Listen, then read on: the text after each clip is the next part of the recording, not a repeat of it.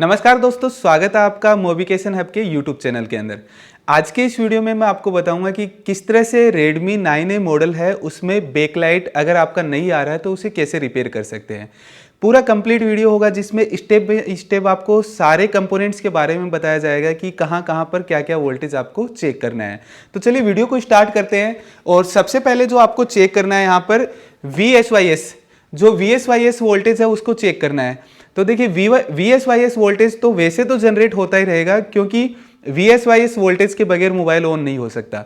तो ये वोल्टेज वैसे तो मिलेगा, बट बैकलाइट सेक्शन में आ रहा है या नहीं आ रहा वो आपको चेक करना है। तो सबसे पहले अगर Redmi 9A का मॉडल है तो आपको सबसे पहले चेक करना है, यहाँ पर देखिए एक रजिस्टर है R461 एक रजिस्टर है, इसके ऊपर आपको वोल्टेज चेक करना है। लगभग यहाँ पर वोल्टेज आपका आएगा 3.7 वोल्टेज से लेकर 4.2 वोल्टेज तक यहाँ पर शो करता है। तो आपको यहाँ पर ये वोल्टेज चेक करना है। अगर ये वोल्टेज यहाँ तक आ रहा है तो आगे आपको यहाँ पर चेक करना है रजिस्टर के आगे दोनों तरफ। अगर रजिस्टर के यहाँ पर वोल्टेज आ रहा है तो इसके बाद में आगे आपको यहाँ पर एक कोयल मिलेगा, तो कोयल पर यहाँ पर चेक करना है यही सेम वोल्टेज VSYS वोल्टेज जो है, ये वोल्टेज आपको यहाँ पर चेक करना है कोयल के दोनों साइडों में। अगर यहाँ पर भी वोल्टेज आ रहा है तो इसके बाद में आपको ये जो आईसी है इसी वोल्टेज को यहां से कनेक्ट करेगा। तो यहां पर आपको कनेक्ट करना है, ये वाला वोल्टेज देखना है यहां से, और ये रजिस्टर के ऊपर मिलता है यहां पर। तो एक रजिस्टर है R417, इस रजिस्टर के दोनों साइडों में आपको VSYS वोल्टेज चेक करना है। अगर ये सब वोल्टेज आ रहा है तो इसका मतलब ये समझ सकते हैं कि इस आईसी को इनपुट वोल्टेज मिल रहा है। अभी इनपुट मिल रहा है तो ये आईसी वर्क करना चाहिए। तो वर्क करने के लिए इस आईसी को एक इनेबल का जरूरत होता है। तो ये इनेबल जो है वो सीपीयू देता है इसको।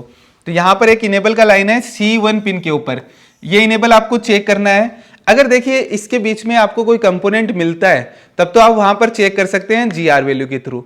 अगर नहीं है तो इस आईसी को रिमूव करना है, और रिमूव करने के बाद में C11 नंबर पिन है, इसके ऊपर आपको GR वैल्यू चेक करनी है। अगर यहां पर GR वैल्यू आ गया, इसका मतलब ये समझ सकते हैं सीपीयू की तरफ से पूरा सेक्शन ओके है। तो आपको सीपीयू की तरफ से ओके है तो अभी बैकलाइट सेक्शन पर ही काम करना है। तो बैकलाइट सेक्शन पर देखो जो वोल्टेज बूस्ट होता है, वोल्टेज बूस्ट होने में ये वाला कोयल, ये यहां पर एक डायोड लगा हुआ है और एक ये आईसी, ये तीनों मिलकर क्या करते हैं, वोल्टेज को बूस्ट करते हैं। तो अगर आपको इसमें से किसी में भी डाउट लगता है, जैसे कोयल हमने चेक किया, तो कोयल में क्या कर सकते हो आप, यहां से 4.2 वोल्टेज चेक कर सकते हो। अगर आप कोल्ड टेस्टिंग करना चाहते हो तो कोयल के दोनों तरफ ऐसे बजर आना चाहिए। जैसे ये कोयल है, कोयल के दोनों तरफ अगर बजर आया तो इसका मतलब कि ये कोयल ओके है।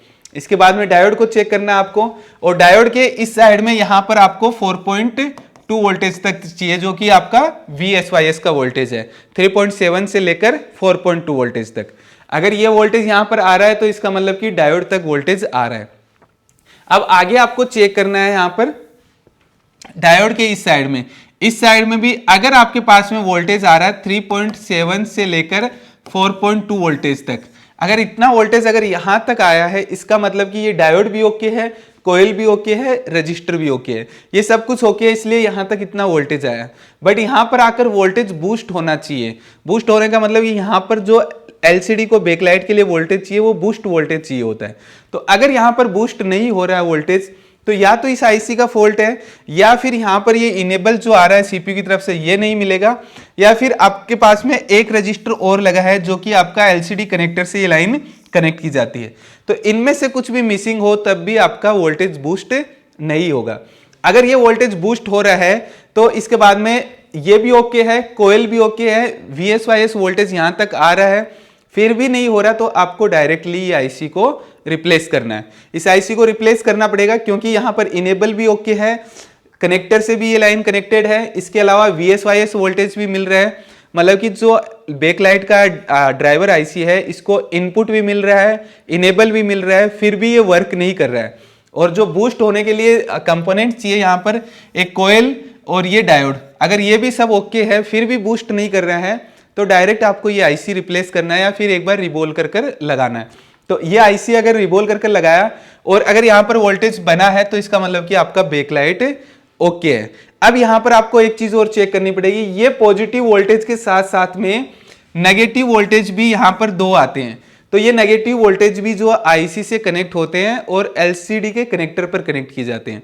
तो इनके ऊपर भी आपको क्या करना है, यहाँ पर भी GR वैल्यू चेक कर लेना है या फिर इस लाइन को चेक कर लेना है। जब भी आप IC अगर रिमूव कर रहे हो तो यहाँ से यहाँ तक की कंटिन्यूटी भी चेक कर लेनी है आपको। ये सब कुछ ओके होगा तो उस कंडीशन में आपका बैकलाइट प्रॉपर तरीके से वर्क करेगा। तो स्टेप बाय स्टेप जब भी हम लोग रिपेयर कर रहे हैं तो सबसे पहले आप इस IC का इनपुट वोल्टेज चेक करो। तो इनपुट वोल्टेज इसका VSYS है, ये VSYS वोल्टेज इस IC तक पहुंचना चाहिए। इसके बाद में आपको क्या चेक करना है, यहाँ पर कोयल और डायोड, इन दोनों को चेक करना है। ये भी वर्क करना चाहिए, मतलब कि ओके होना चाहिए। तो इनका कोल्ड टेस्टिंग आप कर सकते हैं। इसके बाद में IC को एक इनेबल चाहिए जो कि CPU की तरफ से मिल रहा है, ये इनेबल ओके होना चाहिए। और एक B1 लाइन पर IC कनेक्टर के थ्रू LCD से कनेक्ट होता है, तो ये भी कनेक्ट होना चाहिए। तब जाकर आपका बैकलाइट के वोल्टेज बूस्ट होते हैं। और जब बूस्ट होंगे जब यहां पर स्क्रीन कनेक्टेड होगी। अगर स्क्रीन कनेक्टेड नहीं होती है तो वोल्टेज बूस्ट नहीं होते। यहां पर वही VSYS वोल्टेज जो 3.7 से लेकर 4.2 वोल्टेज तक होते हैं, वही वोल्टेज कनेक्टर पर आता है। बट जब आप स्क्रीन कनेक्ट करोगे तो स्क्रीन का पता चलेगा CPU को, और CPU इसको इनेबल देगा IC को, जिससे यहां से वोल्टेज बूस्ट होकर आगे जाएगा। तो ये पूरा कंसेप्ट आपको चेक करना होता है, जिसमें स्टेप बाय स्टेप मैंने आपको बताया कौन सा वोल्टेज और कौन सा इनेबल की लाइन है वो चेक करनी है। वो कंप्लीट चेक करेंगे तो हमें पता चल जाएगा कि यहाँ पर प्रॉब्लम कहाँ पर है और रिपेयर क्या करना है। जैसे बहुत बार कोयल खराब मिलता है, कभी डायोड खराब मिलता है, बहुत बार यहाँ पर IC भी खराब हो सकता है, फिर रिबोल करना भी पड़ सकता है। तो कोयल को चेक करेंगे, डायोड को चेक करेंगे, VSYS वोल्टेज इनपुट है वो चेक करेंगे, इनेबल चेक करेंगे। अगर ये सब कुछ ओके है तो हमारा LCD के अंदर बैकलाइट बन जाएगा। तो ओवरऑल आपको बैकलाइट के अंदर इतना ही ये सेक्शन चेक करना होता है। अगर आपके पास में Redmi 9A का मॉडल आता है तो मैंने जो स्टेप बाय स्टेप बताया वो कंप्लीट चेक करने पर यहाँ पर बैकलाइट का सेक्शन रिपेयर कर सकते हैं आप। इसके बाद में मैं आपको यही सेक्शन पूरा स्कीमेटिक के अंदर भी बताऊंगा नेक्स्ट वीडियो के अंदर, जहां पर स्कीमेटिक के थ्रू हर एक कंपोनेंट्स जो हमने यहाँ पर देखे हैं, सारे के सारे कंपोनेंट कहाँ कहाँ पर लगे हुए हैं और कैसे कैसे उन्हें चेक करना है, स्कीमेटिक के थ्रू ये कंप्लीट समझाया जाएगा। तो आप नेक्स्ट वीडियो का वेट कर सकते हैं जिसमें ये Redmi 9A का पूरा सेक्शन बताया जाएगा। तो चलिए अभी इस वीडियो को यहीं पर समाप्त करते हैं, मिलते हैं नेक्स्ट वीडियो में पार्ट 2 के अंदर। इसके पार्ट 2 के अंदर जिसमें आपको स्कीमेटिक के थ्रू कंप्लीट डिटेल बताई जाएगी।